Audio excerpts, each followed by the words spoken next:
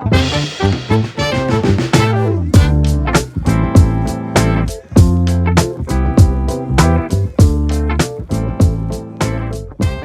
friends, and welcome back to another episode of Football Manager Therapy. I am your host, Rich Owens, and let's be honest, it looks a bit strange this week because we're slightly FM team deficient. I am, of course, joined by the wonderful United City FM by Kev. Kev, how are we this morning, mate? It does feel weird, doesn't it?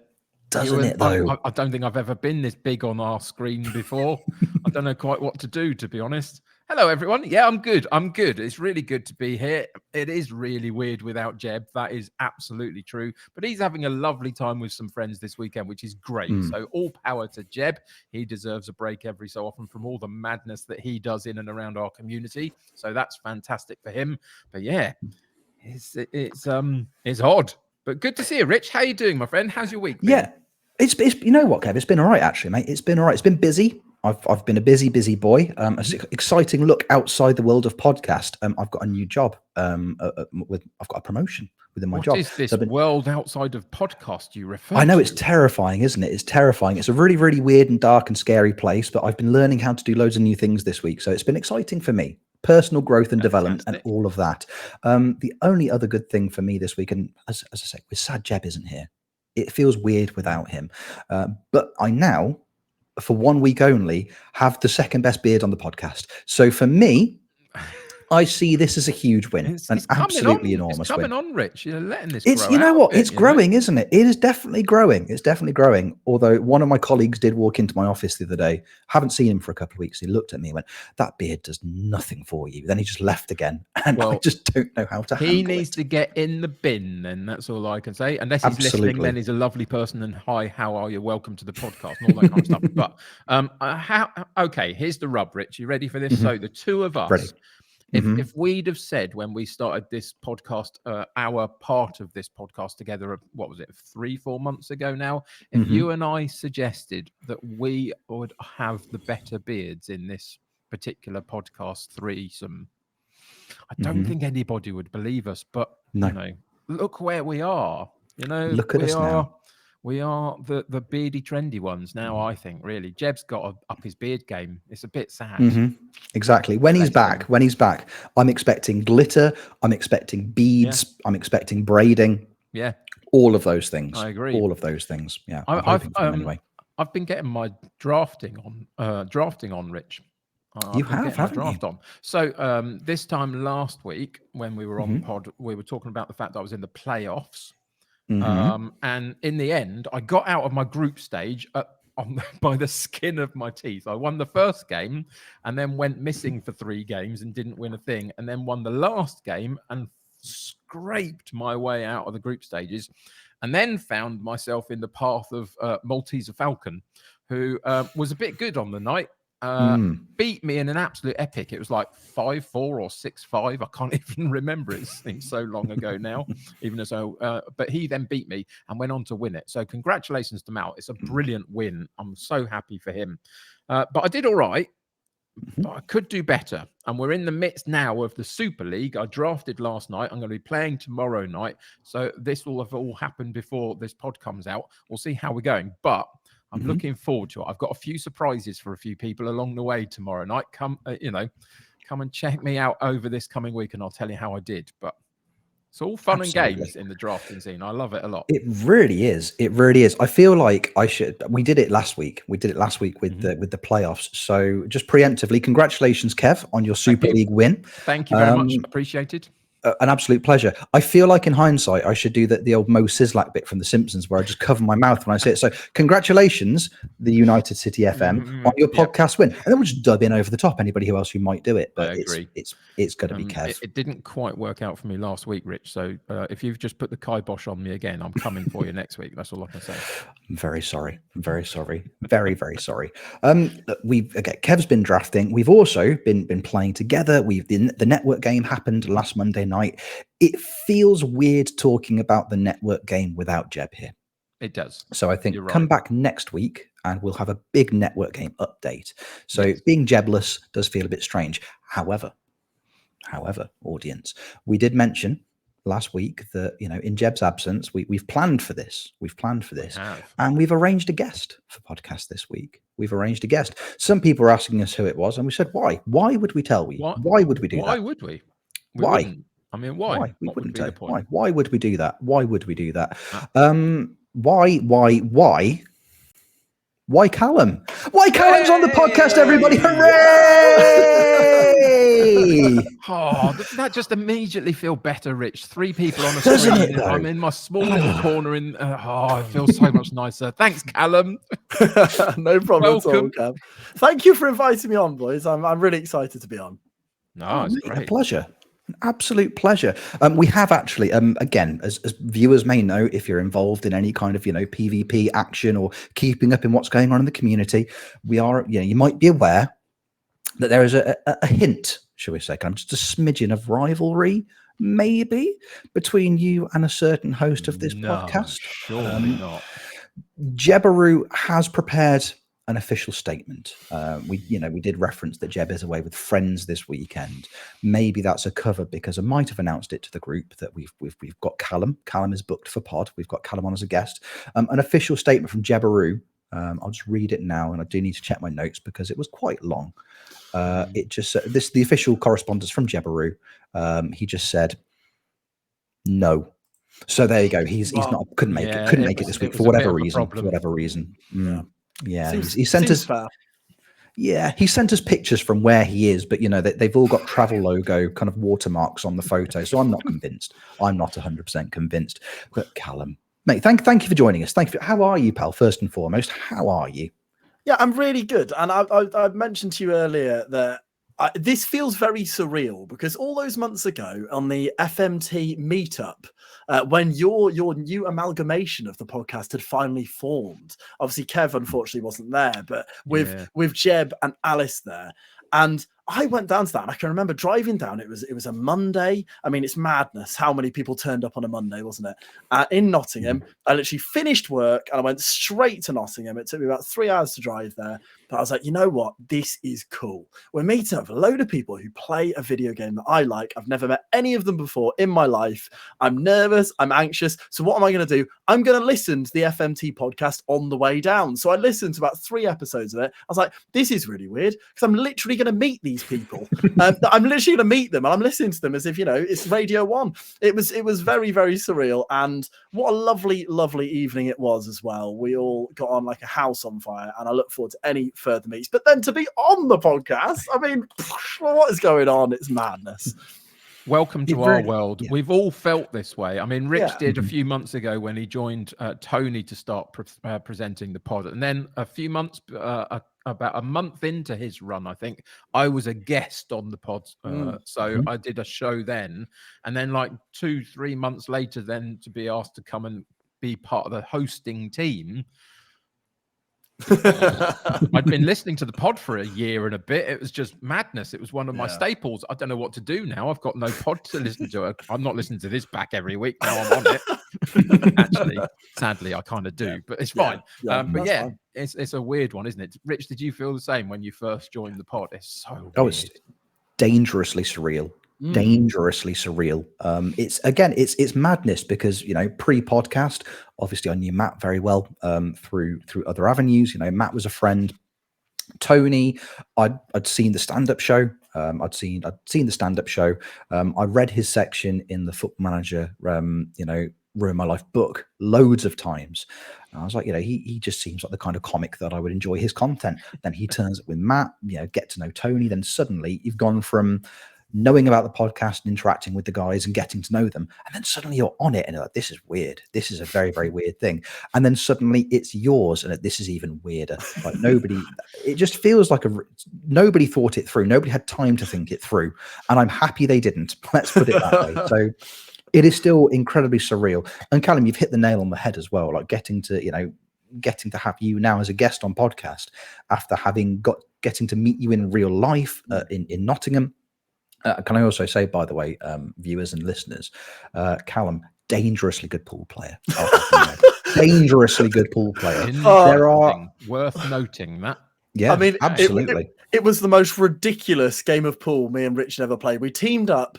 Was it Gav and Tony and Aaron and Tony as well? I think we It was beat them Gav. both. Yeah, we did. We beat them all. We took on all comers. I didn't have a clue what I was doing. Not a clue. And I think I potted the black both times, and it was a complete fluke. But we walked off with our head held high as the undefeated champions of pool in the FM community. So incredible.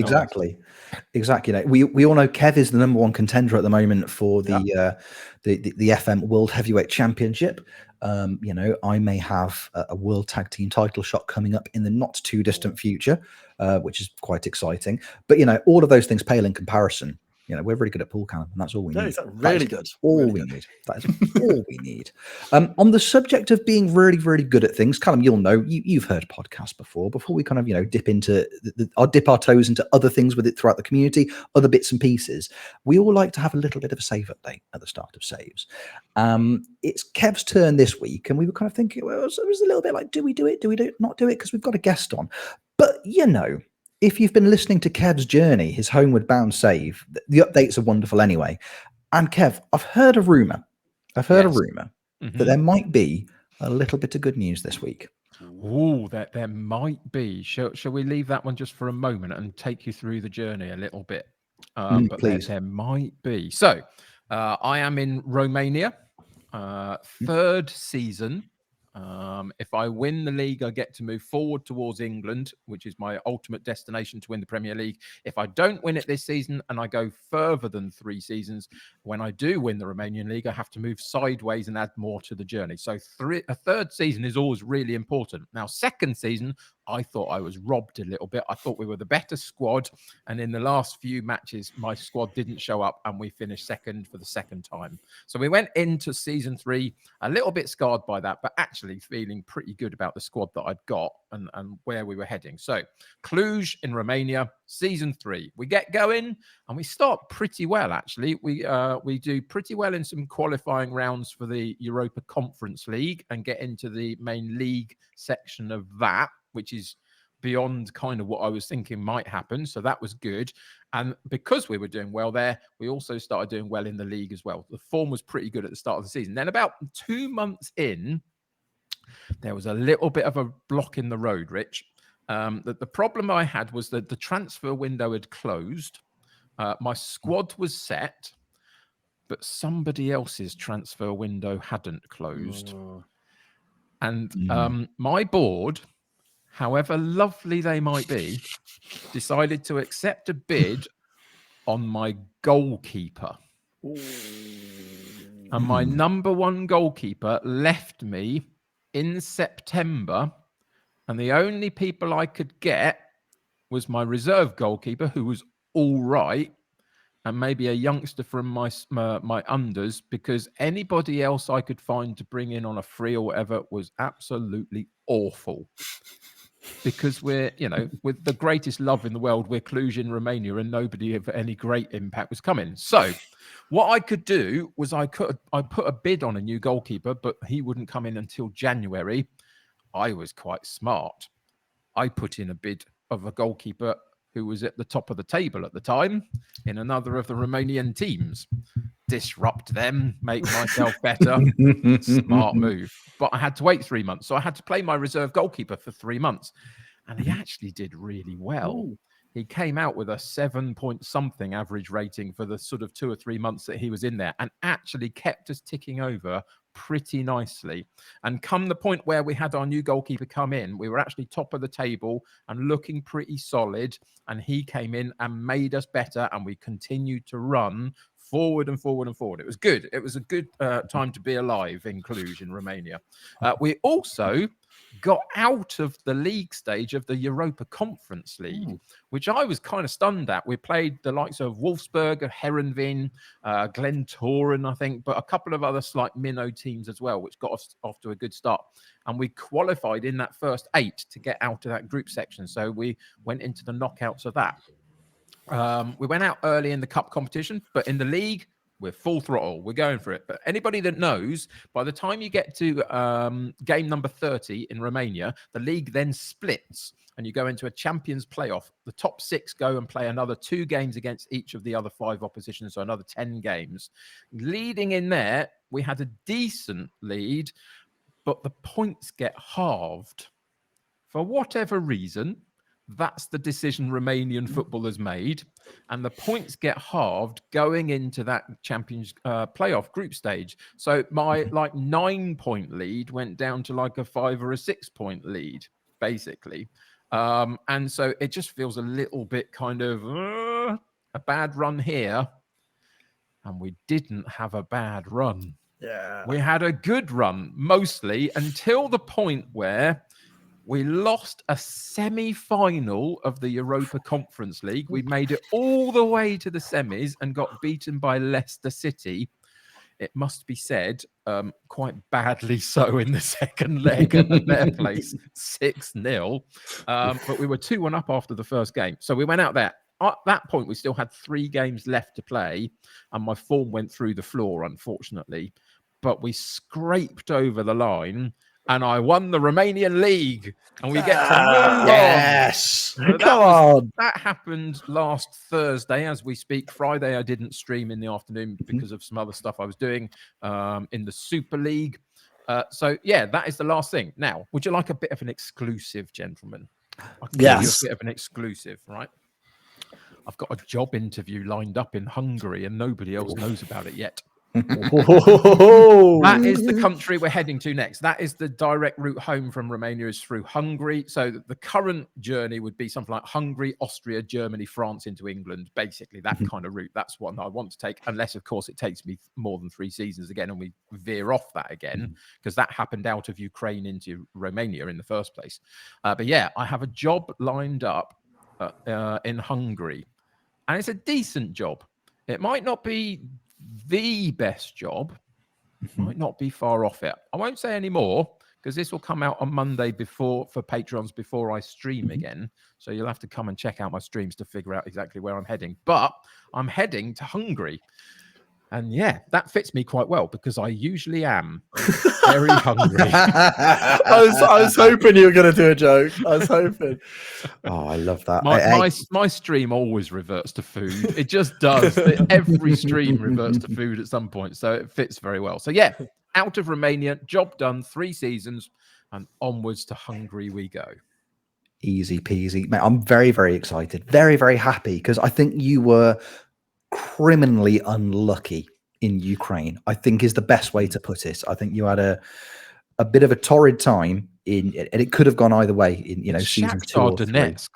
I know. Shakhtar Donetsk, they're just broken. a bunch of pooey heads. I know. I'm sorry to do that on pod. I know. Wow. I am sorry. Oh, wow. Sometimes it's necessary, and there are a number of teams through my FM content creation that have just been a roadblock and have been a pain in my backside. We won't talk about them all now, but there's some in Scandinavia that I need to have words with. But Shakhtar Donetsk were a pain. But they're behind us. We've moved on. We're going to Hungary. It's fine. Exactly. It's important to be able to move on. I'm excited. Because again, I think it's deserved. It's well won. I think that kind of Europa Conference run in the midst of it as well was that's the icing on the cake. But again, it helps you in the long run as well because suddenly you are a manager who's not only won titles, but you are a manager who has the potential to bring in European continental trophies to a club. Indeed. Which imagine that. I can't even begin to imagine it because I'm nowhere near. Absolutely nowhere near, but one day I will. Can I say, Kev, as well? Like, I think it's such a brilliantly unique idea. Like the save is so clever, and what a challenge as well. Shit. Like it's really, really hard. Like something I enjoy is sort of being with the club for a while. So to keep people invested within ultimately a change every 3 years is a real challenge. But like you talked about Shakhtar Donetsk, I remember watching one of your streams, and you were sort of neck and neck with them, and then you played them, and they just absolutely demolished you. And that narrative there is just great. Like to bring that back on. If you ever play them again in Europe, can you imagine with one of your teams? It'd be fantastic. So I love it. It's the biggest piece of advice I give most people when they come in and say, I don't know who to manage, or I haven't got one that sticks, or I've been around. My first piece of advice is don't play for a while. Do something else. Go and play something else. It's okay to do something else. If it's causing you that much of a problem, stop. But if they really want to do it, it's what's the story? What's the point? What's the catch? What makes you want to succeed other than I'm just going to go and play Football Manager? Why do you want to? What are you trying to achieve? What's your end point? Have an end point. My end point is if I win the English Premier League, the series is done. I know that that's where I'm trying to get to. You've got to have a hook. Otherwise, it just becomes a bit drifty. If you don't do well, you then go, well, I don't need to stay, so I'll stop and do something else. Or if you're being overly successful, you get bored and you stop and do something else. So what's the point? What's your story? It's a narrative. It's a game, which is ultimately, as we joke all the time, it's spreadsheet manager, isn't it? So you have to create your own stories, and it's quite easy to. Once you start getting a couple of players or rivalries against certain teams and stuff like that, it's easy to create those rivalries. But you do need to do it. You do need to create the story because it gets you engaged as much as a streamer, as much as the viewers. You want to keep playing, don't you? Yeah, absolutely. Very, very much so. It's because, again, it's that audience, it's investment from audience as well, which is going to be significantly more difficult if it's, as Kev said, floaty is such a great word to describe sometimes where you find the direction you find your content going in. Because say you're just making content or have a save on stream for the sake of having a save on stream, and you just don't really know where you're going with it. And it's okay to take time to readjust and find something that you're a little bit more invested in, or find something you're enjoying more. Even sometimes just the enjoyment of your own content is. And there's so many places. There's so many places out there that you can get great ideas as well. I mean, thank you for the kind words about my save. It's very appreciated. I found it on a forum. The general idea. I added the catch of if you don't win it in 3 seasons, you can move sideways, not forwards, and change the journey. Otherwise, it just becomes a straight route. And so I wanted a little bit of jeopardy in there, sort of, But the basics come from a thread that I happen to be reading with a load of ideas in it. There's so many ideas out there. Go and type in FM ideas or whatever, and they'll come up. That For anybody I'd argue the jeopardy is what makes it good, though. Exactly. I'll be honest. I think the element you've added to that save is what makes it what it is, because you have got that element of, oh my goodness, I'm not going home here. We're going inside. We're going the wrong way. We could be anywhere by October of this year. We really could. So good. It's so clever. And the three of us also know as streamers at this point is that chat really love to have a laugh at you if it goes badly. I mean, my chat are lovely in every way, and they know that I think that of them, really, but they're a pain in the bum as well, because they just take such great delight in my pain. Fine. But that's how you've made it as a streamer. If you're getting gently bullied by your chat, it's because they really, really like you. It's that level of investment from them. I think when in the previous iteration of FMT, where myself and Tony, when we had Dupe, we were chatting to Dupe, and Dupe was similar kind of vibe. It's like if I'm not laughing and joking and taking the pee a little bit when I'm chatting to you, it's because I'm not really invested in you as a person or a friend. And it's the exact same way with people's stream chats. I think it's people feel comfortable having a bit of a dig in the ribs, isn't it? A bit of a take a few pelters from your chat every now and then. It's because they care. And they are invested. But Kev, as you rightly pointed out previously as well, I mean, there's so many great ways of coming up with the idea for content, the idea for a save. Obviously, we had FM Llama on the pod a few weeks ago. He's one of the guys. One of my favorites, and it's not something I've ever done, but it's something I would at some point like to try. Hey, maybe let's bookmark this conversation for FM24. But something I would like to try is, and it's something that I know some people have done, mystery shirts. Getting sent a mystery shirt and using that as the basis of a save. There's loads of great companies you can use out there that send them. That you can get loads of World Football, European, and I believe there's at least one company that does non-league mystery shirts. Callum, is that something that you've ever thought about? Thought about trying on stream? I mean, I've dabbled. I'll be honest with you, Rich. It has been the basis of my 2 main saves while streaming. Yes. Last year, it's really interesting actually the difference in the 2 clubs. So last year I started with Chorley. So I like doing a non-league save. That's my favorite type of save. And, building from the bottom to the top. Whenever I was playing offline, that was the save I played. I just enjoyed it. And so I got a non-league shirt. It was Chorley. Happy days. Chorley were quite good at the time. So I thought, wonderful, even better. I've got lucky there. And we had a wonderful time.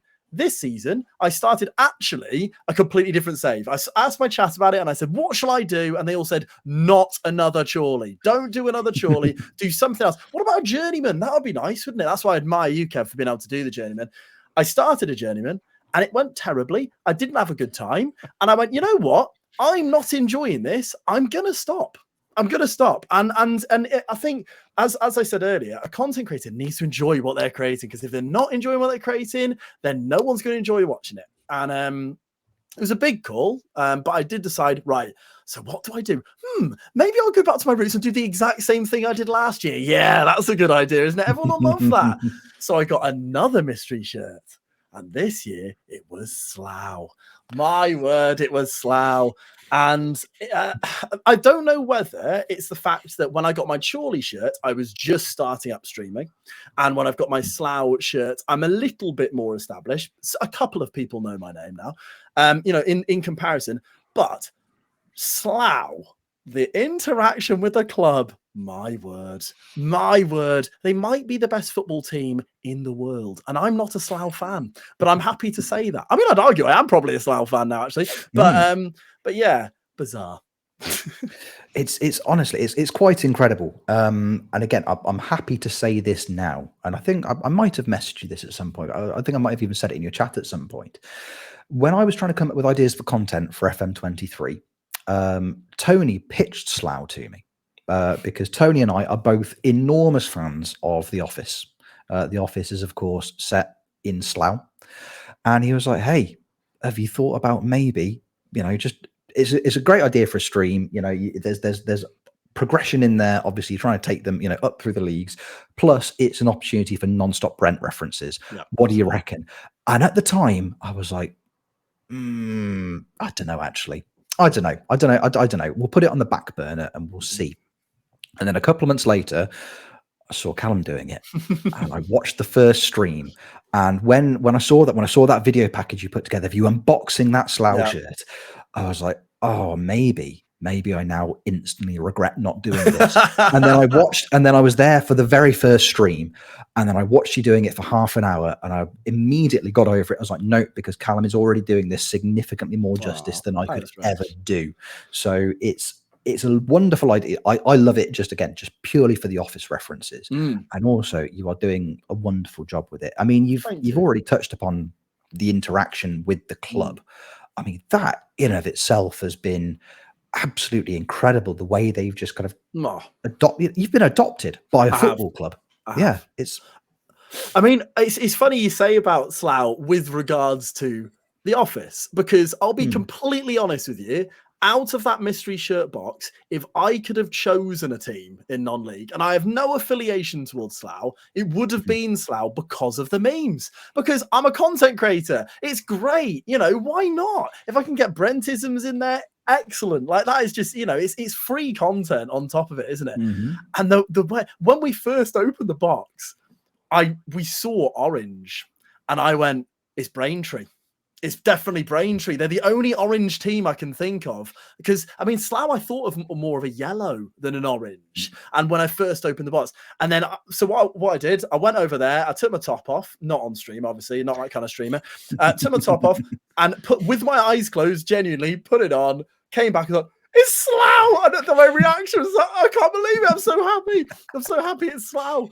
And as you say, literally from putting that video on Twitter, just literally the one of me going, oh my goodness, it's Slough. Slough fans saw it. Like, just all over Twitter, that video did really, really well. But not because of just normal Twitter interaction with the community, which, you know, we're always fortunate to have.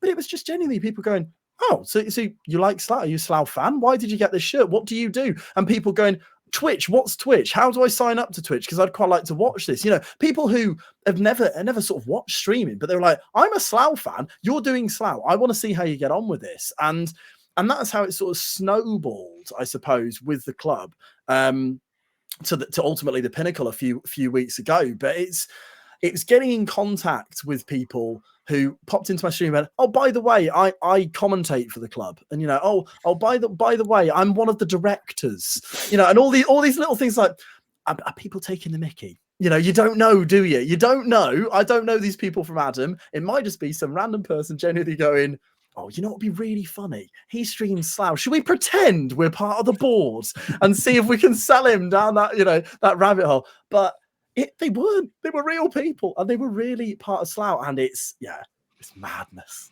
Absolute madness. It's great that came about organically, though, because I during my time doing YouTube, which I now don't do, but during that time, I tried to reach out to a couple of clubs that I was either going to now do or was already part way into, and you know, and just got a brick wall most of the time. You know, I mean, occasionally they kind of retweeted a thing, or you know, but didn't really understand why they were doing it, I don't think, particularly. And so it never quite went anywhere. I had maybe one player interact with me for about a week maybe on Twitter, and then he went by the wayside and nothing really came about it. And then you see all of these other content creators going and visiting grounds, or getting, you know, Tony Jameson with his Odds Bowl Club connection and stuff, and you just think, that's incredible, that's what I was looking for, and I couldn't quite achieve it. So congratulations that you found a way to put yourself in the right spot to get them, because that's a great thing for content creation, as you say. And there's absolutely no reason for the football club to do it. I think that's what it boils down to. And that's why I was so blown away by it. And lots of people on Twitter were incredibly kind. And they were like, oh, you really deserve this. You know, it's so, you know, you're absolutely brilliant.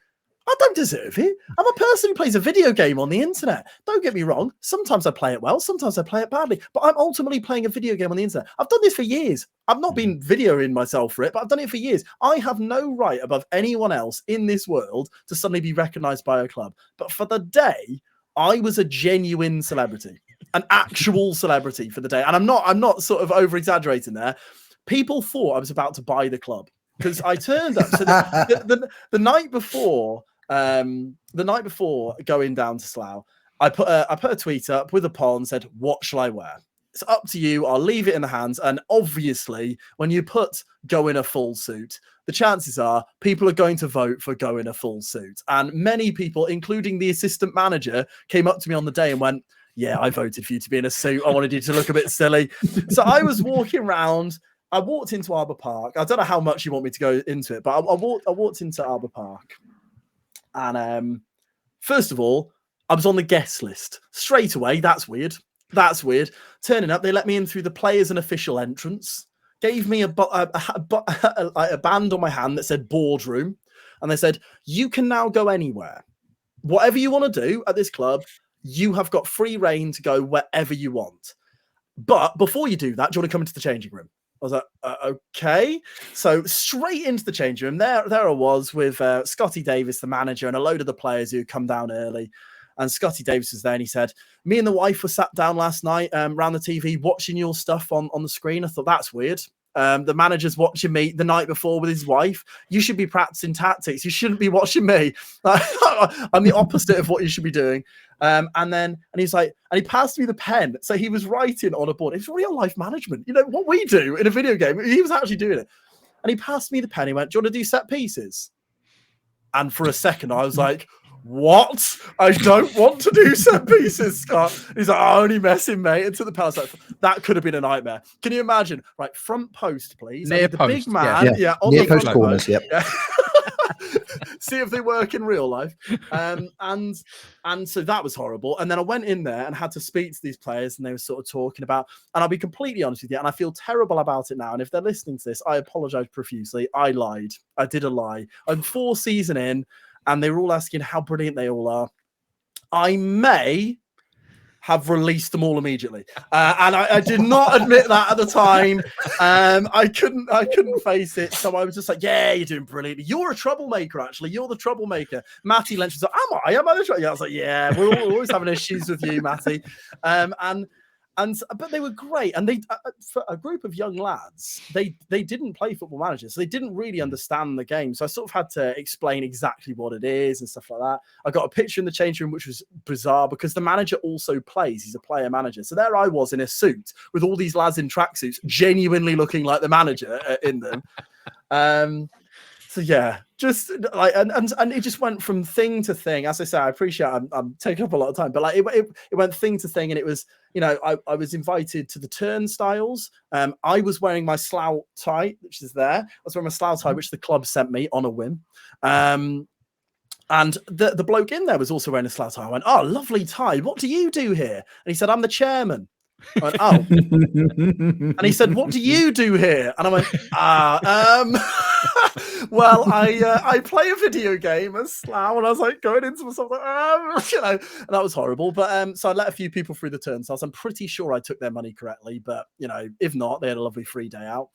And yeah, I picked him out of the match. Over the speakers, like, WhyCallum's man of the match is. It's like, what is going on? Like, the troublemaker. Honestly, yeah, I know. I actually did choose him. I actually did choose the troublemaker. I actually did. Matty Lynch. I felt bad, so he played all right. But yeah, just if you have the opportunity, like I appreciate I was given the premium package going to Slough, but if you have the opportunity to go to the club you are managing on Football Manager, just do it. Like even if it's just a day out to watch them, you know, because I got incredibly fortunate with the club wanting to be involved with me, but just going to the game, seeing the stadium, just putting a bit of perspective on what I'm playing as a video game, meeting players, like is just the most surreal thing. You know, when you go to a non-league game, they all go for a pint after the game. They're all in there. The manager said to me, "Who on earth chose Matty Lynch as man of the match? What was he thinking?" I was like, well, this is awkward, but it was me. And then we had a chat about, you know, who he thought it should be. And, you know, I had a chat with the goal scorer about his goal. I had a chat with Will Dennis, the keeper, who's on loan from Bournemouth. I was like, "So do you reckon he's staying around here?" And he's like, "Well, have you signed me?" And I went, "Yeah," lied again. Unbelievable. Yeah, no, it was just one of the most brilliant days. They interviewed me on the pitch. And there's so much that I could say about it, but it was just, and the game itself, they went down to 9 men and drew 1-1. It was just a fantastic day. It was just a brilliant day. So you're saying go and visit the club that you manage. I'd like to state now my new series at PSG is coming up very soon on the channel. It's going to have a lovely time. That'd be wonderful. You meet Mbappe. It'd be lovely. Exactly. I mean, Kev, I can potentially carry the torch for you because I am going to Hungary in a few weeks' time.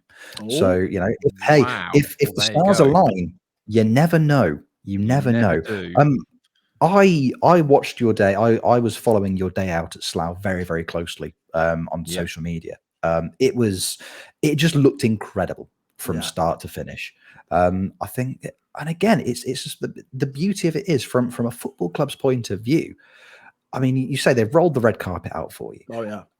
I think in the future, I think this is going to become a more commonplace thing. I had this conversation with Tony when he got the affiliation with Odds and the lengths they went to.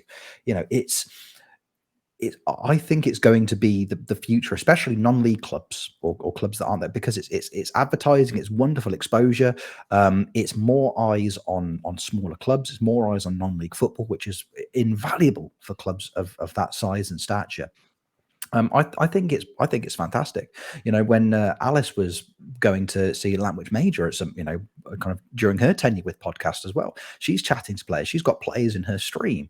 Like it seems like the next logical step as well. And I think also there's that little bit of differentiate, as you say, the lads don't necessarily play FM. You know, if you turned up and you were like, "Oh yeah, I make FIFA content," they'd probably be much more aware of what you did.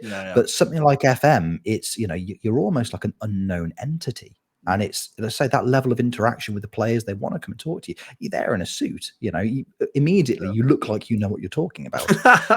And that's not to imply that you don't by any stretch of the imagination. I mean, you know, you've touched on the fact you've released a lot of players very, very early. You're 6, maybe 7 seasons now into the save.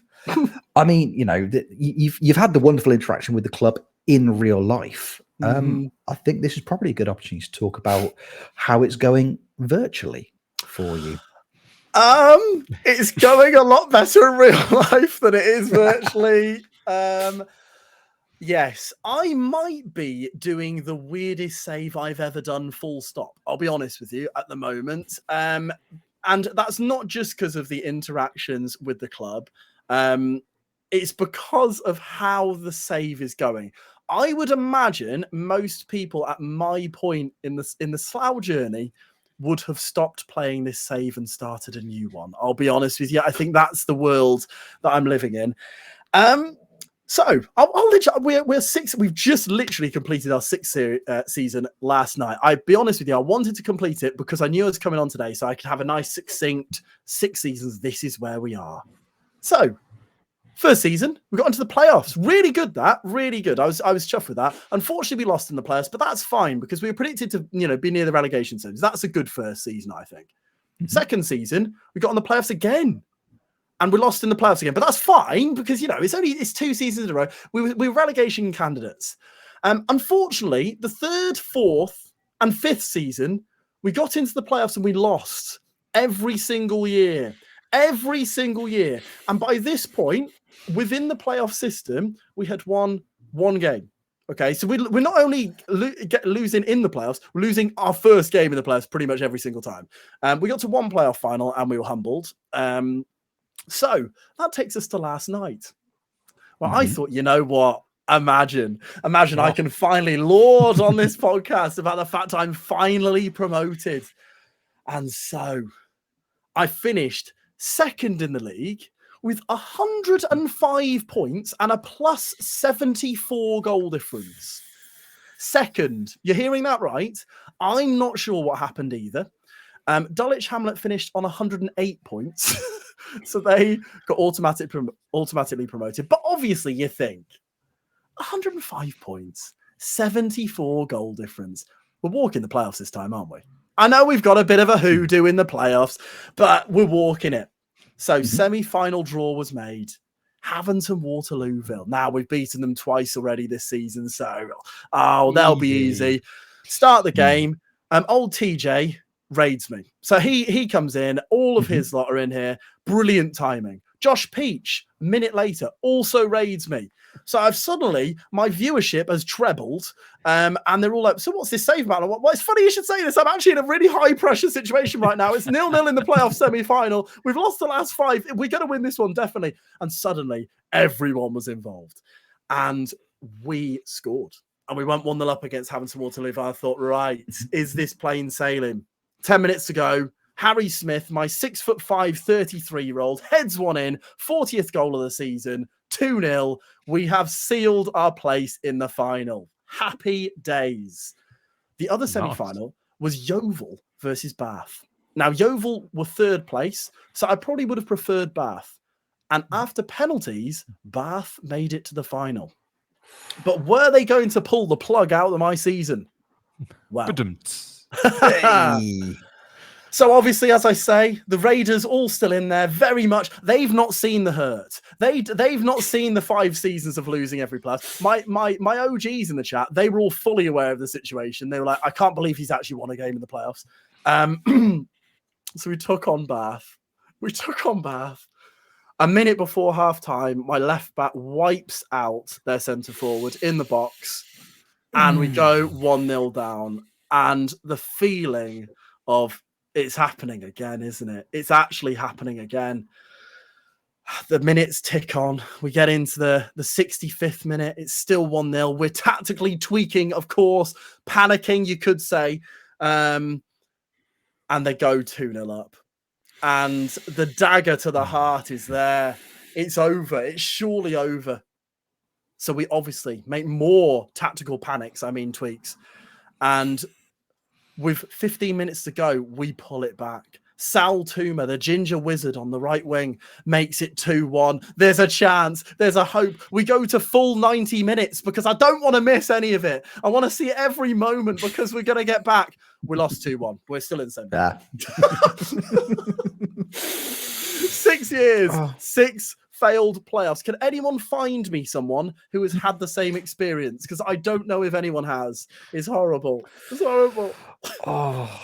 Never have I wanted to just stop a podcast record to get in my car, drive to somebody's house, and just give them a little cuddle. That is, mate. That is dedication to the cause. First and foremost, dedication to the cause is quite incredible there. But this is how I would look at it if I was you, mate. This is what I would do. The day it happens, Because it will happen. It's going to happen. It's going to happen for you. I believe in you. On the day it happens, the scale of the party is going to be incredible. Absolutely incredible. I think if you wanted to, I reckon you could get in touch with the club. I reckon you could probably get an open top bus through Slough Town Centre. I think it could happen. You know, what's going on? It's April. What's going on? And it's just, why is there just one man in a yellow and black tie just on top of the bus cheering? It's really, really weird. But there's absolute potential there. I mean, Kev, have you ever found yourself in a similar kind of position save-wise? No, really not. I mean, that is spectacular. I mean, there are failed moments, there are close things that happen, but same league 6 seasons in a row, playoffs every season, missing out every season. No, I haven't. I feel your pain, but here's what I would like to contribute to this conversation. Over the last couple of weeks, so let me preface this. There are a lot of very good streamers out there doing a lot of very good content, and I don't get to watch as much of it as I may have want to in a lot of ways. So I don't get to see much of what Callum does necessarily. I pop in occasionally here and there, however much I love you to bits. But I knew you were at Slough. I knew you'd gone to Slough. I followed the Twitter stuff that you were putting out. And somehow, over the last couple of weeks, I knew you were 5-0 in the playoffs. So my contribution to this conversation is, if content is all about engaging people and getting people to care and be connected to what you're doing, you are doing it very well. Because I haven't watched much of your stuff recently, and I knew you were 5-0, and I knew you'd been to Slough. And I now know that you're 6-0. Rich, when are we leaving? When are we heading over to Callum's place to give him a hug? If you could. Soon, very soon. That's harsh. It's really harsh. I've had the occasional hit and miss. I've had the occasional couple of seasons where you get closer and closer and it doesn't quite work out. Of course, I mean, I recounted a little bit of that in Ukraine and Romania recently, but 6 in a row is spectacular.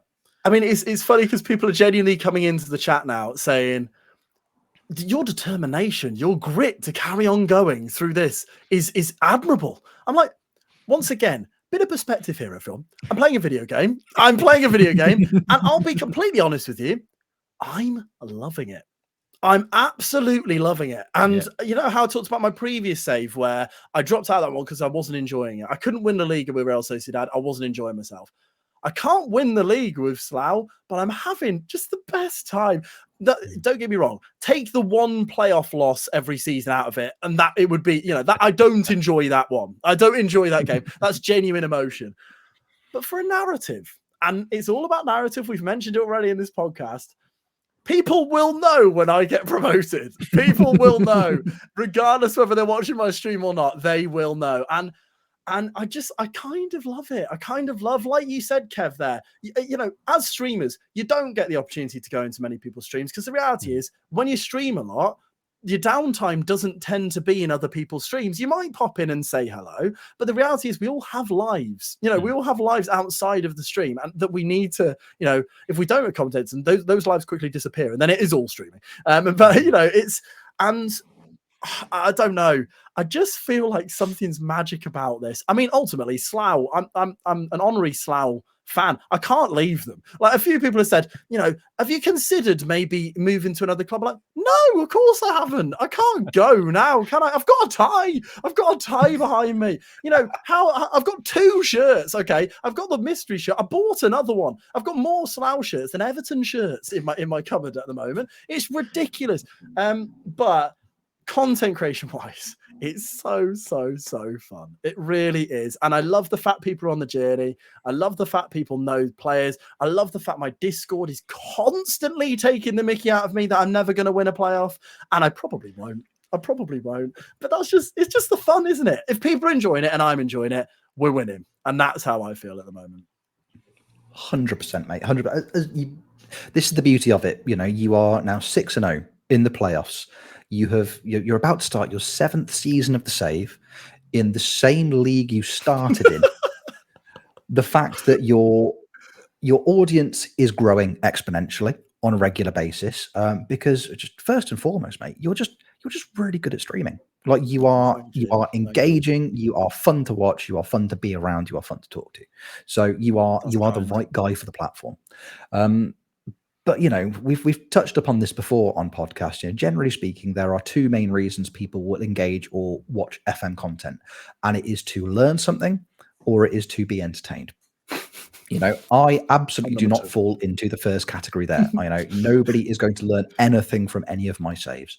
You know, if you're watching somebody who has spent, you know, is about to start their 7th consecutive season in the same division, you could make the argument that they are not necessarily there to learn. However, flip side of that coin, they are 100% there to be entertained.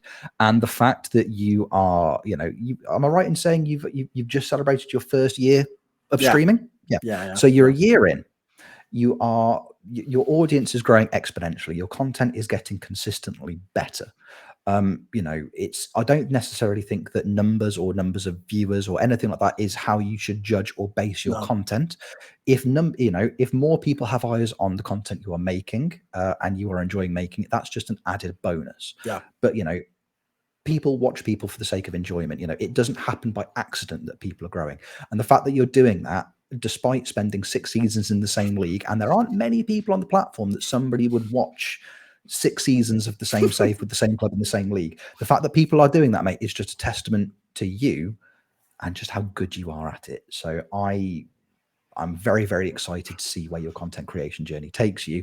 Hopefully, mate, upper league is all I'm saying. You're going to make me blush, Rich. That was so lovely. Thank you so much. Like, I always, when I was younger, I did media and journalism, and I didn't really know what I wanted to do. And I went into that degree, and I went, you know what I really like? I really like radio.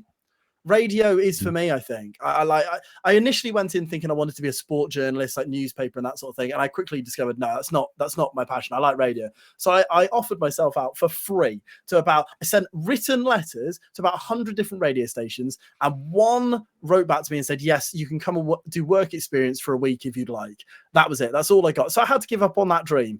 I feel like I'm maybe re-entering that dream a little bit with streaming, because I think there's a lot of radio elements to streaming, really. It's like interactive radio almost. They can see you and you can talk to them through a chat. If you don't want to respond to that certain message, you don't have to, but you know, it's very much a filtered chat, isn't it? But I feel like, I don't know. It's big-headed to say you feel like you're good at something, but at the moment I'm feeling confident in my content creation, and I want to make it an entertaining TV show. I am not the best person at the game. The amount of people that come into my chat and say, what formation should I use? What players shall I sign? And I quite regularly say, I can give you my advice, but I promise you there's probably about 10 people in chat who could give you better advice, so maybe listen to them rather than me.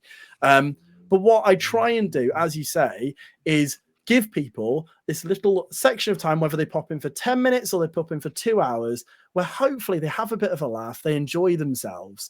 And I mean, Twitch, YouTube is the new TV, really, isn't it? And that's ultimately what I want to be. I want to be a TV show. I'm sure I've had this conversation with you before, Kev, about your 3 to 5 slot. Everyone knows Kev TV starts at 3 and ends at 5 every day. And having that consistency there is so big as a content creator. I think having a schedule, if you can, is massive, because I know if I'm bored at 4 o'clock, on a day, I can pop into Kev's stream because I know that Kev will be live, and that assurance is so good. And yeah, I think, I want to sort of mirror that. I want to get in a position where people go, oh, it's 6:30 on a Monday, Callum's going to be live. I'll pop in and watch his stream, and that's what I want to get to, because it's a journey, isn't it? Content creation, and you can't help but look at numbers. Everyone does, even if we say we don't. We're constantly looking at numbers, followers, how many have watched my stream, why have people watched that stream and not this stream, But ultimately, now I'm just getting to a point where I'm just loving this. Twitch is great, like it's so fun, and I'm loving the people I'm meeting through it, and it's just great. It's great. It is. It's a wonderful place to be, and it's interesting. You've touched on the point of you're creating television almost.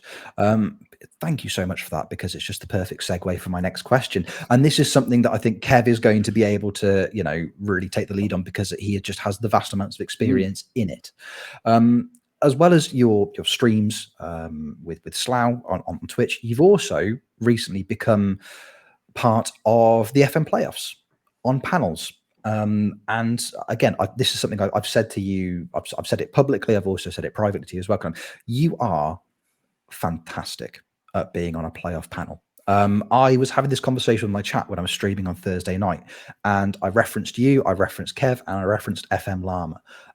There is something about your way of communicating with your audience. All three of you do it incredibly well. You are erudite, you are succinct, you make your points incredibly well. And it's something that I am incredibly jealous of, because, you know, I think I brought this up on Thursday night. Part of, you know, me being a little bit, you know, I'm neurodiverse. Sometimes I find it hard to accurately get my point across, because I'm panicking that if people don't have complete context to what I'm saying, then they won't understand the point I'm trying to make. So I may do a minute and a half of preamble before I even make it to the point I'm trying to make. And sometimes I've forgotten where I was going halfway through preambling. So it's a curse. But listening to yourself, Callum, listening to Kev, and also to Llama, you have such a wonderful way of communicating with people. And again, it's an interesting point, because both, you know, Callum, both you and Llama both work in education, and I think that is a big part of it. It's wonderful. I love watching you on a panel. I think it's wonderful. Kev, I mean, as somebody who has spent a lot of time on panels, especially for the playoffs, I mean, I'm sure you're probably going to share my sentiments. If you turn around and say, no, Callum's awful, I hate it, that'd be awkward, wouldn't it? What a moment. But I doubt it's going to happen. I mean, Kev, you must be loving working with Callum. Yes, and there are reasons for it, very key reasons for it. And a big reason for it is that what you don't want on a panel is that you don't want everybody to be the same. Yeah. You want difference and uniqueness and different personality types.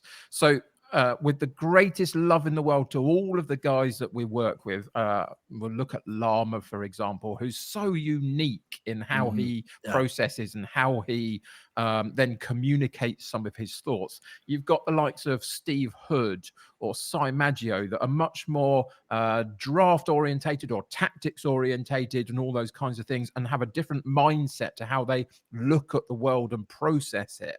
You've got who else have we had on? We've had H2. So many people. H2 is the most chilled out man in the world, but in such a way that when he decides to say something, you know, you want to listen to what it is somehow, because he's got that voice about him, that kind of aura, but he makes sense.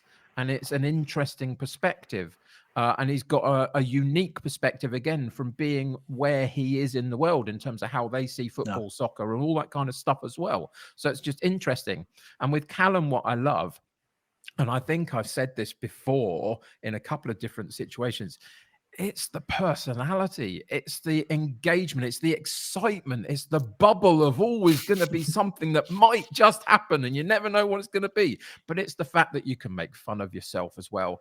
And you know, the prime examples of that are your appearance on Drafts and Crafts and trying to open drinks and stuff like that. But some people get onto that kind of context and somebody pokes a little bit at them and they kind of retreat and they go, well, I won't do that anymore, or I'll sort of be over here. But no, you just go, this is it. This is who I am. This is what I'm here to do. There's so much that I love about being with you on a panel, and so it feels so very comfortable. But where does that come from? So we've mentioned briefly, Rich did a second ago, that you're in education, you teach.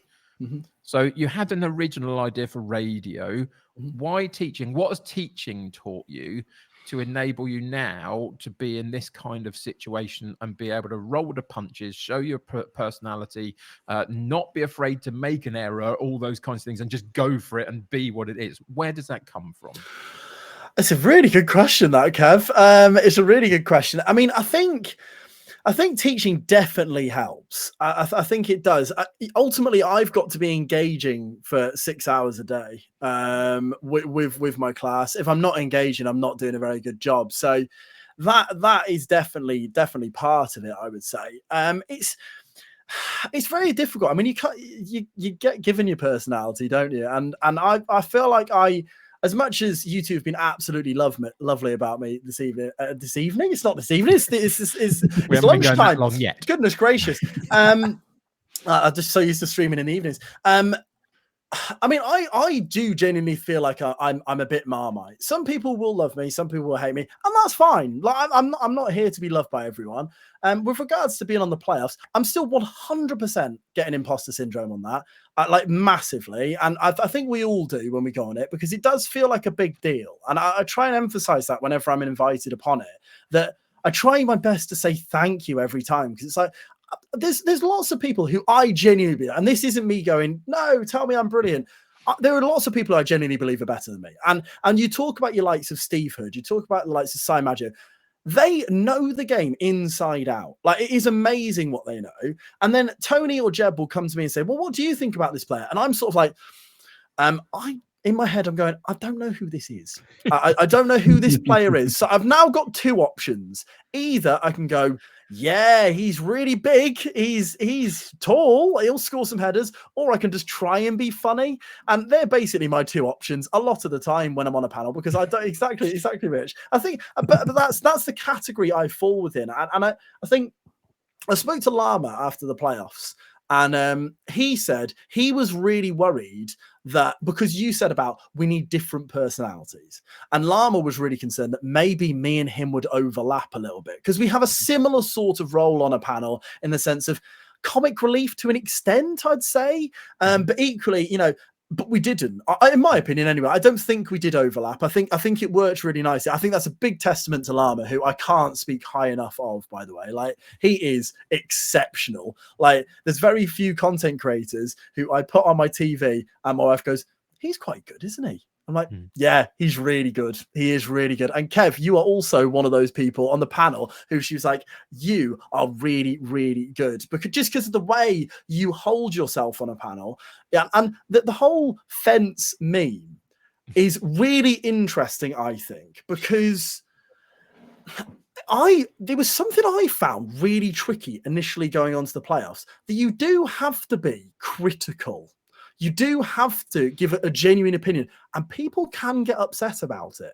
And I mean, we've had situations where I think Carr called both of us out at one point because we'd sort of initially support and then we didn't, and ultimately drafting. I mean, this is why like Steve Hood is so good. Because how on earth does he keep doing well? Because there is an awful lot of luck to draft in. There really is. And I know you can do all the prep under the sun, but you lot have talked about McKinn's a lot recently on the podcast about how he sort of talked about people are taking drafting too seriously and he uses plug and play and that sort of thing. McKinn's could easily go and win the next playoffs doing that. Easily, because it is a lottery. It depends who you draft, who turns up, what injuries, suspensions, blah, blah, blah. And yeah, I just think it's a really, really interesting time to be involved with the playoffs. And it's just such a pleasure. I mean, like when I was ill that day, Rich, and you stepped in for me, I still think that line you had, who was it about now? Oh, it was about Mal. That line you had about Mal, about him taking your kids to the pool. It's just, I genuinely, I was like, oh, no, that's really good. That's really, really good. And I've got to come in and replace him on Thursday because I was supposed to, I was like, oh no. He's like, genuinely, little things like that. Straight away go, oh no, right now I've got to do a better joke than that. I've got to try and think of something that's better, and yeah, but I'm waffling, definitely. But what I'm trying to say is the playoffs is just fantastic. Like, if you haven't watched it, watch it. If you want to be involved in it, get involved in it. I spoke to Tony at the FMT meetup that we had. And after a couple of pints, I said to him, I plucked up the coach and I said, Tony, I really don't think I'm very good at drafting, but I think I'd be good on a panel. Would you give me a chance? And he went, Callum, I've been thinking about asking you to go on a panel. Yes, I absolutely would. And we chatted about it for a while. And then I went away and I was like, that's just two men complimenting each other for about 30 minutes while over a beer. That's probably the end of that conversation. The next morning, I got a message on Discord from Tony going, so you want to be on this panel then? I was like, yes, I absolutely do. And that's how it happened. And sometimes people need to take a chance on you ultimately, because it could have all gone wrong. And And I'm very, very grateful for Tony for that. He's been a big advocate of me, and he's very, very supportive, isn't he? He's a lovely bloke. I hate him. I've got nothing. I was waiting for that. Yeah. Subhuman scum. Can't stand him. No, it is true though. Like people notice people who care. And I think that does go a long way. I think to an extent, we talked about this earlier in today's episode. To an extent, I think that's why I'm sat here now. Is because in terms of the podcast, I was, some could argue, overly invested from day one. I wanted this to succeed. I was just happy to sit down and listen to two people that I really, really liked talking about a game that I love. And it's just spiraled from there. That conversation you had with Tony, most of Tony and I's interaction that night, we said it before, it was Tony and I's wedding, because we were just trying to talk to everybody, trying to get around everybody, chat to everybody. And we're like, oh, I've just seen RDF, or I've just seen Cos Bob. Oh, it's lovely to see them. I think yours was one of the only conversations Tony and I had where we talked shop. And he was like, I've just talked to Callum, he wants on the playoff panels. I was like, absolutely, get that man on a panel straight away. I mean, it just makes sense. I mean, you've touched upon the role that you play, and that is something that I've not struggled with myself, but it took me the first couple of times that I was involved in a panel at all to figure out where I was. It's bringing it back to it's that meme. It's Chunky from I Think You Should Leave. You need to figure out what you do, and that was me. And then I realized after a little while that I think I'm there just because I'm not similar to like a Si Maggio or a Steve Hood, who, as you say, are both just encyclopedias of knowledge about the game and the way the game works. And as you rightly said, Kev, just you sit there, you present your point so articulately, which is a wonderful thing. I can't do that, but what I can do is I can say that I can sit there and I can chip in with bits and pieces, but also I can say daft things about my son swimming, and that's fine. And that's the role that I play, and I'm comfortable doing it now, and I know that's why I'm there.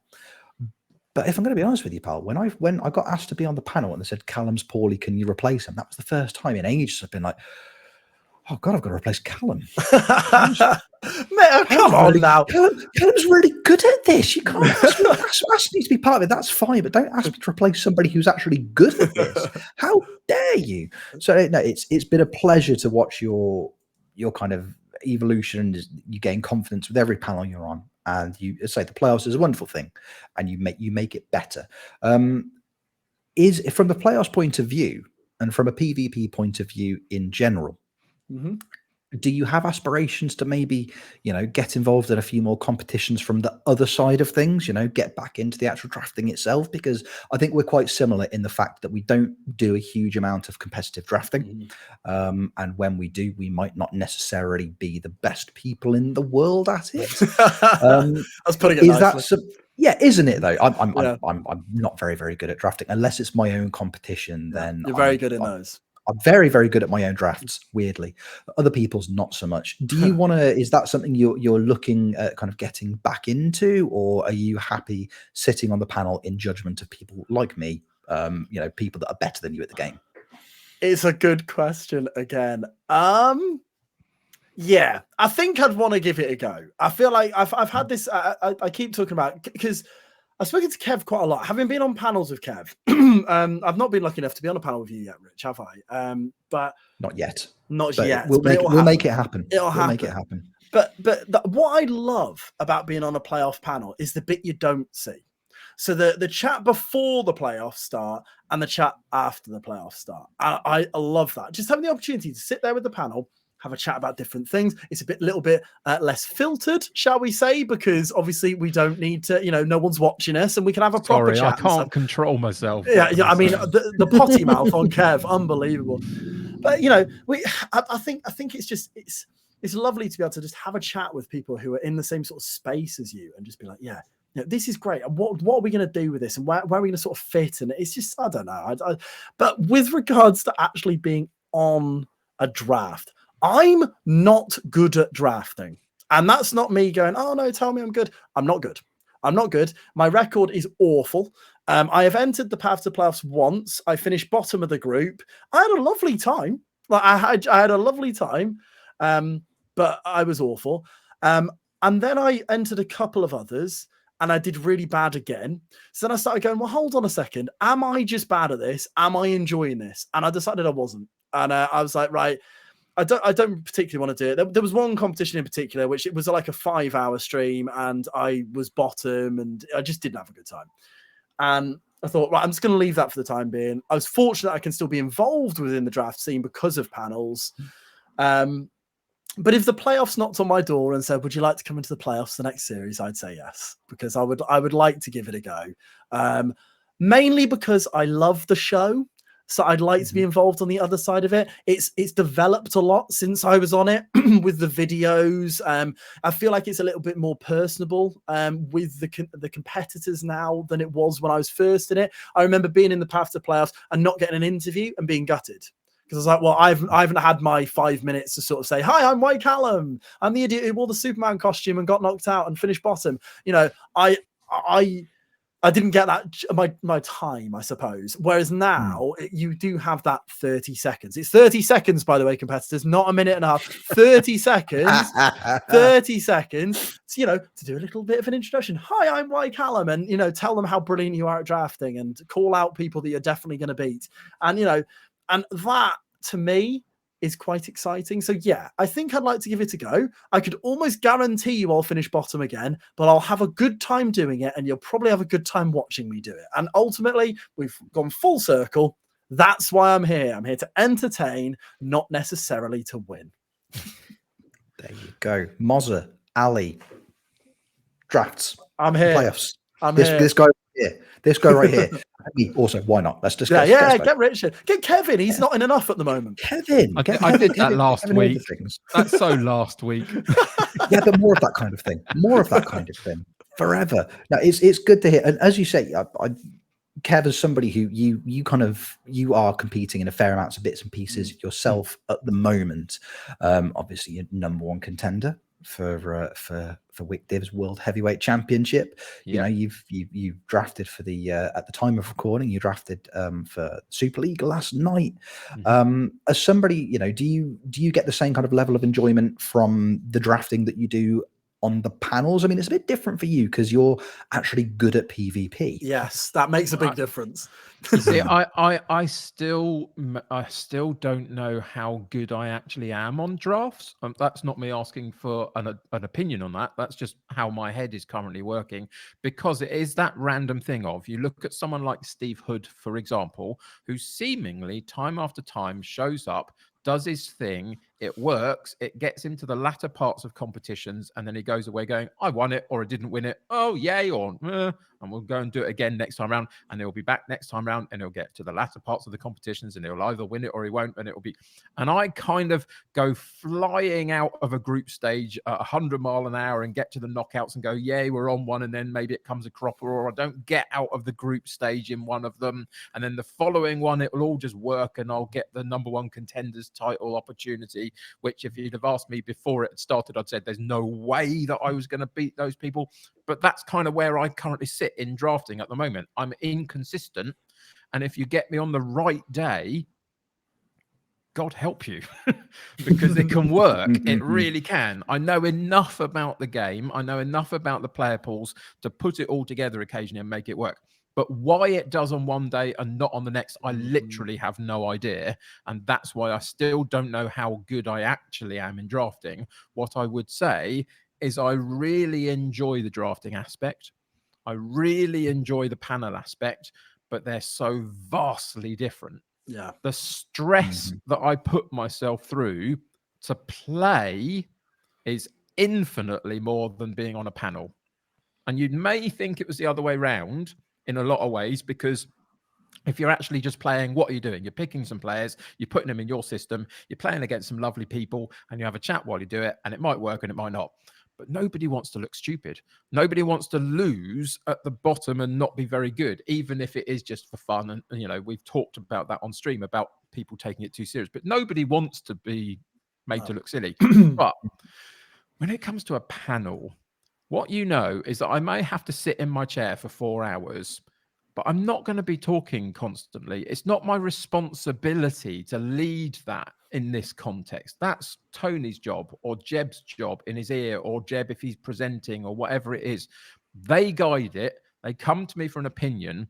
And one thing that I know that I'm good enough at is that even if I don't have an opinion, I can blag something. Basically, people will come to me about a particular player. And as Callum said earlier, I may have literally no clue about who they are in any way, shape or form, but I can say something about something that will either deflect, or it will be offense, or it will be something, that means off we go and it's all fine. And I know I can do it. So actually, if I had to choose one where I feel most comfortable, it's on a panel. But I needed to go back into drafts for my own sense of mental health a little bit, not to win, but to try and be competitive and be able to say, look, I've done it. I know that I'm talking a lot about you lot doing it, but I have actually been there. I have tried my hand. It's been successful here and there. And it was really important for me to do that at this point because I hadn't for a little while beforehand. And we are where we are. I've won some. I've lost some. Tomorrow evening, I go back in on the Super League, and it could be dreadful. It really seriously could be, because we just don't know, because this is FM23 and it's a weird game. But I could absolutely blow them all to kingdom come. Who knows? It could be absolutely anything. And that's the joy of drafting for me, and the pain of it too. But yeah, panels are magnificent. Love it to bits. It's the best job in the world, along with podcasting. Exactly. Well, clearly, quite obviously. I think, I think that's fair, isn't it? I think that is fair. It's as I say, we try not to pay too much attention to things like the rankings, to things like just overall performances.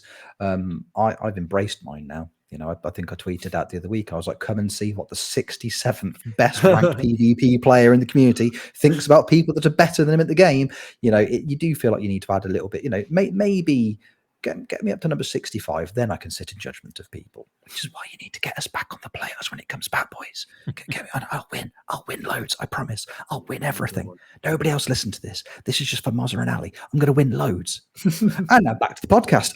So more of that kind of thing, please and thank you. Moving forwards. Now I know. Look at that. We've been chatting for ages, and it feels like we've been chatting for 5 minutes. I've literally just looked at 10 questions I can ask. Yeah, exactly. And I'm not even kidding. I've just looked at how long we've been recording for, and that has absolutely flown by. I'm going to be honest with you, fellas. I'm going to be honest with you. This has been an absolute pleasure, but I think the key is sometimes to quit while you're ahead. Right. Fellas, I don't know about the two of you, but I think that's a podcast. I think it certainly is. Can we say at this point though? Can we get him back on again at some point, please? Because I've got another 10 questions I definitely want to ask. And I am really not kidding. I've got. I talk too much. I apologize. I'm a waffler. I'm a waffler. Perfect podcast guest. That is called. Exactly. People with something to say are the best people to sit down and interview. Trust me. Absolutely. It's a significantly more enjoyable process. This is genuinely though. This has been brilliant. Yeah. I've had a really, really, really nice morning. I was expecting to have one. I said to Callum before we recorded, I'm just looking forward to sitting down and chatting to you. So, that is exactly what this has been, a chat, and a good one at that. It's been lovely. Before we start to, as we wrap up, we normally go through and we plug ourselves. We talk about where we are. Callum, you're here this week. The people know where they can find Kev and I, because we talk about it pretty much every single week. Callum, the spotlight is on you, my friend. If people want to find out what you are doing, where they can find you, the things you are doing, when you are doing them, who you are, why you are, how you are, where can they do all those? That's a lot of different things. It is. I'm WhyCallum on Twitch. I'm WhyCallum_ on Twitter. That's where you'll probably find me the most. I would imagine. I'm fairly active on both. I tend to stream on Mondays and Thursdays on a weekend morning is what I aim for. But it's a fluid thing, isn't it? Old content creation. So sometimes last week I streamed 6 times. That came out of nowhere. I don't know what happened there. It just got out of hand. Turns out I'm enjoying Slough. So I've all the old things, Discord, all that sort of stuff, where I try and keep everything as active as possible. But first and foremost, thank you very much for inviting me on. My face hurts from smiling, and that is a big compliment to you both. You're doing a cracking job of this podcast. You really are. I've been listening to it every week, genuinely, and it's a pleasure to listen to it, and how it is developing as a relationship between the three of you as well. Even Jeb, I will say Jeb is all right as well. Wow. No, you're everyone likes listening to lovely people talk about things, and you three are lovely people. So yeah, keep up the good work. You're doing a cracking job on the pod. Thank you. Thank you very much, mate. Thank you very much. We will, of course, we'll put all the links to all of Callum's things, his Twitch, his Discord, Twitter, all those things, his address, his likes, dislikes, list of fears, all those things. We'll add it all. We'll add it all. It'll be in the description for episode. If you're watching this on YouTube, if you're listening to this on Anchor, wherever it is, it'll all be there. Again, before we go, thank you for social media engagement. Thank you if you're watching this on YouTube. We massively appreciate you. If you're listening on Spotify, Anchor, whatever it is, we appreciate it as well. Engagement is good, and there has been lots, and we value that. So do it. Again, it's that old YouTube thing, isn't it? It's a weird thing to say, but hey, if you're watching this and have enjoyed it and you're not already, subscribe to us, just follow us, whatever it may be.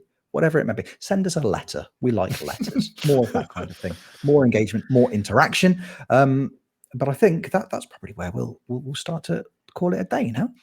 Thank you, Callum. It's been an absolute pleasure having you on, pal. It's been really, really nice. Even if Jeb doesn't share those sentiments, fuming. He'll be absolutely fuming watching this. They've been nice to him. How dare they? Thank you for hanging out. Thank you, Kev. Thank you. Thank you, audience. You're all beautiful. We all love you. Thank you for joining us once again for another episode of Football Manager Therapy. We'll see you on the next one. You take care. Love you lots. Bye-bye.